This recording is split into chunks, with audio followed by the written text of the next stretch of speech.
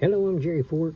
Gonna read a story out of the Scary States of America book. First one I'm gonna start with is Oklahoma. This is where I live, so I thought that'd be a good place to start. I wanted to read it in order, but I'm not gonna be able to read them all before the book is due back. I'm gonna check it out again, so I can finish it. I'd like to read all of them in here to you guys. I'm sure everybody would be interested in hearing stories from their states. I might have had more time, but I'm going on vacation, and then we got holidays coming up too, so it's I won't be able to get the book back. I won't be able to read the stories over my vacation, I don't think, so my time is limited. So anyway, we're gonna start with Oklahoma. 50 weird and terrifying stories one from each state based on true events. Okay, so let's see here. What has Oklahoma got to bring to this? Helping Hand is the name of this.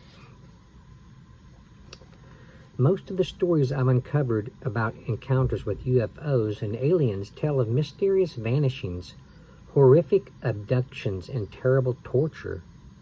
The sight of unexplained lights or flying saucers in the sky fills people with fear and apprehension. But Robin Marley of Clayton, Oklahoma, had a different sort of story. Her visitors had no hostile intentions. In fact, without her visitors' help, she might have lost her mother. Mom was working the late shift and called to ask me to pick up my 11-year-old brother, Jeff. Christmas was coming, and Mom was trying to put in as much overtime as she could. I didn't mind being Jeff's chauffeur if it helped Mom. I should be home by the time you and Jeff are getting ready for school tomorrow, okay? She said. Sure, Mom, I said. See you tomorrow. I'd made plenty of trips to shuttle Jeff to and from movies or soccer practice. This cold evening, Jeff and a bunch of his friends had gone bowling. As I drove the 45 minutes from home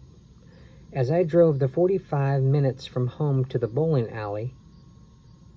Why does everything have to be so far apart in Oklahoma? That's in parentheses. I couldn't help thinking of the prom, so many months away. I needed a lot more babysitting jobs if I was going to save up enough money for the dress I wanted, not to mention the jewelry, tanning sessions, and shoes. I started to make a mental budget and got discouraged. As I drove along narrow two-lane roads lined on either side by high banks of snow, the strapless pink dress I hoped to wear come springtime felt $1 million away. When I arrived at the bowling alley, Jeff and his friends were in the final frame of their last game. I hung out with a couple of my friends who worked at the snack bar. We gossiped a little and talked about the huge winter storm that was supposed to hit the next morning. The kids soon finished bowling. My friend's manager was hovering around the cash register, which meant they were going to get in trouble soon if we didn't stop talking. Jeff and I each said our goodbyes and headed for home. How'd you do?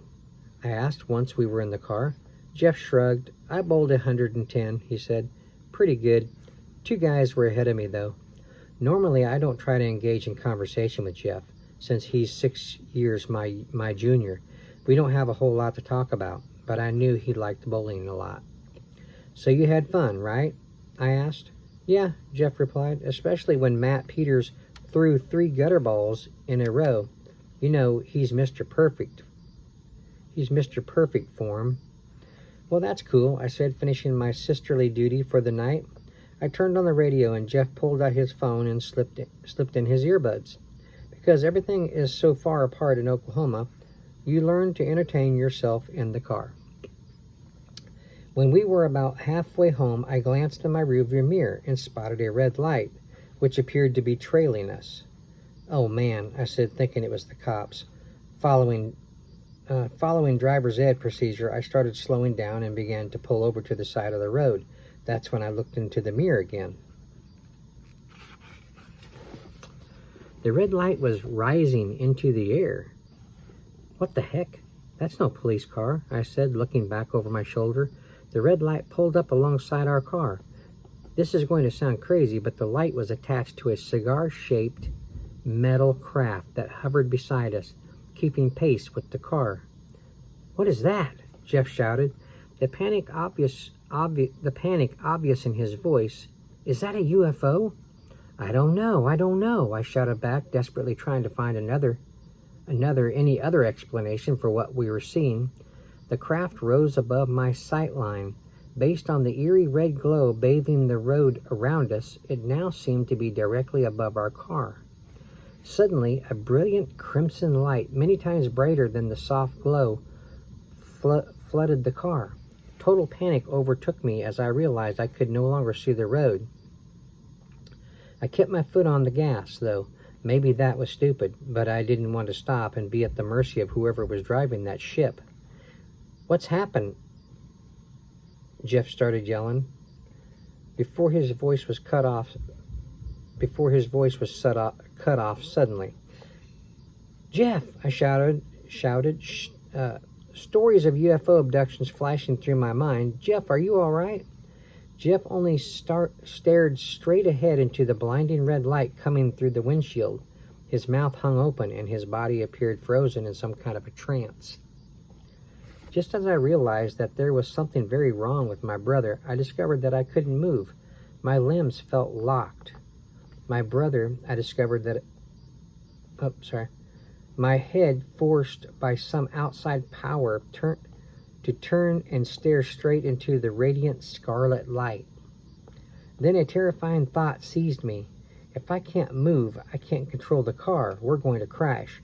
I felt the car drift over toward the shoulder of the road. I mentally braced for impact, certain we were about to smash into a tree or a road sign, wishing I could at least lean over to protect my little brother. And then the car slowed, coming to a gentle stop on the shoulder. The bright red light faded and was replaced by a spinning circle of white light. As the white light flashed through the car, I became aware of a low humming sound that grew in intensity. This is it, I thought. This is when they beam us up to their ship and we're never heard from again. Or worse, they cut us open and experiment on us, then send us back, and we spend the rest of our lives completely traumatized and deformed.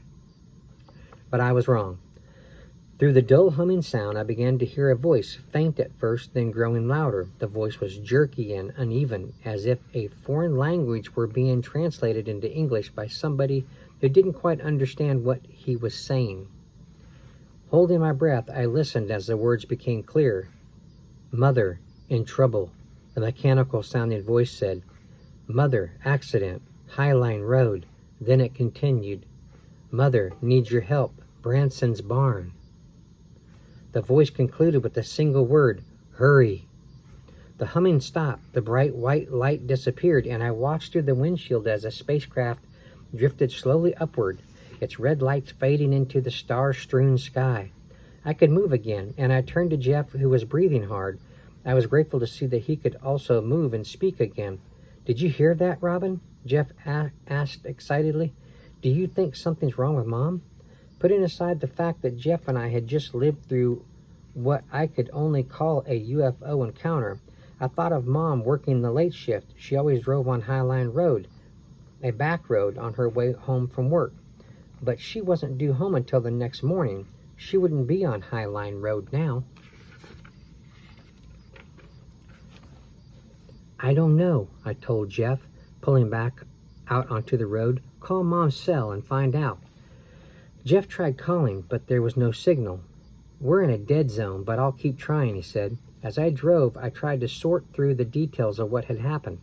Jeff was asking me a million questions, but I ignored him. I needed to think. If someone had told me that morning that I was going to come that close to a UFO, I would have thought they were crazy.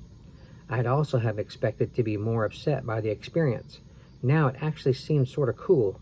For a moment, I pictured myself becoming one of those wackos who hung out by the side of the road waiting for their alien friends to return. But then I thought about the message. Was it true? Was Mom in some kind of danger? It made no sense. She was at work. You okay? I asked, looking over at Jeff, who had finally fallen silent. He nodded, a little freaked out. He said, "Now I'm really worried about Mom." "Me too," I replied. Driving quickly, I turned onto Highline Road and sped toward Branson's barn. "We're getting close to the barn," I said. "Roll down the window and look out your side." Jeff rolled down his window and stuck his head out into the darkness. Just past the barn, he spotted something. "Robin," he cried, "stop!" I slammed on the brakes and pulled over. Jeff and I scrambled out of the car. I tried not to scream as I spotted a car that had slid into a ditch at the side of the road. "It's Mom!" I shouted, climbing down into the ditch. The front end of the car was embedded in the far wall of the ditch. I flung open the front door and saw my mother slumped against the inflated airbag. Blood trickled down the side of her face. Groceries were scattered all over the car. "Mom!" I screamed, hoping against hope that she was still alive. I gently took her hand in mine. She stirred and moaned. "She's alive!" I called back to Jeff. "Try the phone again. Call 911. Jeff ran back to the car. "We've got a signal," he yelled as he called for help. I knew I shouldn't move her, so Jeff and I just stayed by her side, holding her hand, whispering softly that everything was going to be all right. She moaned and managed to speak just a little. I pieced together the fact that her manager had let everyone go home early because of the approaching storm. A few minutes later, the ambulance arrived. The paramedics carefully removed Mom from the car.